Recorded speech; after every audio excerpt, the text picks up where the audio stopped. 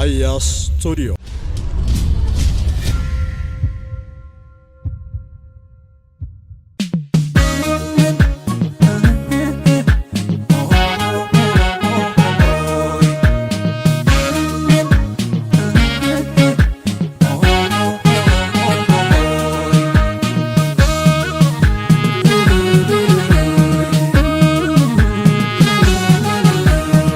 Barakana addunyaa yaaddessa tooftaa adda addaan dhoowwachuu dandeessa.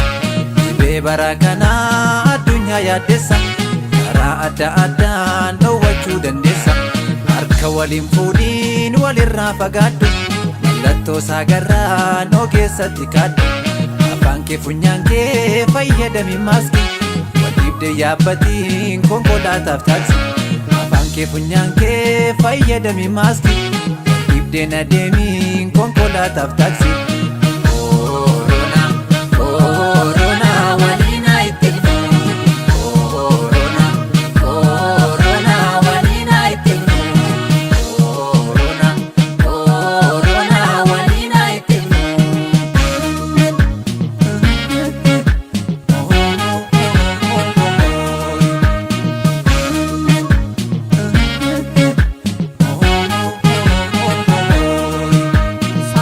Alkooliin harka kee dhiqadhu, dhikoosi dhukkubnaa noo keessatti yaaddu. 69-55 bilbilii gabaasii qabadhu sammuutti. 83-35 bilbilii gabaasii qabadhu sammuutti. Bakka namni hedduu wal ga'urraa deessi, dhiibamaa garraa mana yaalaa geessi. Bakka namni hedduu wal ga'urraa deessi, magarra mana yaalaa geessi. Waliin taane fayyaa eeggannu. Waliin taane dhibee haa ittifnu. Waliin taane fayyaa eeggannu.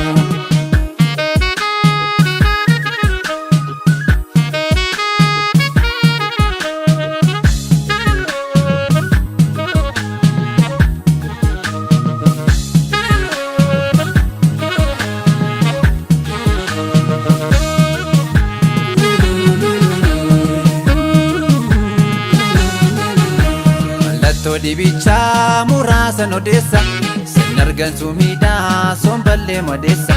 Qaamnillee yoo ho'ee mallattoo dhukkuba, haalli qaama keenyaa kan durii irra guba. Qoonqoon goggogsee fedhii nyaataa buusa, dhibee garaagaraa mataa irratti kuusa. Kanaaf yaalammii koo nagaa kee eeggadhu, wal malee hin qabnu cimsiitii beekadhu.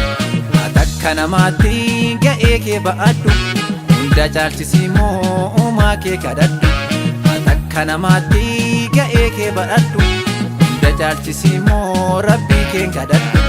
Atis yaa uumaa koo biyya keenya eegi, ati nutti dhiifnaan baduu keenya beeki.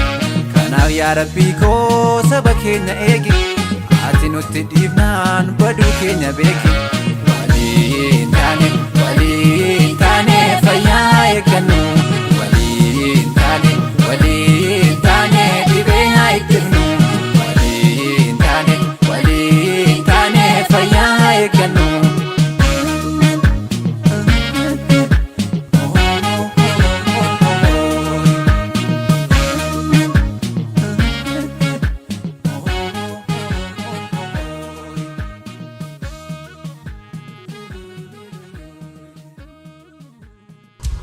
Raya Studio.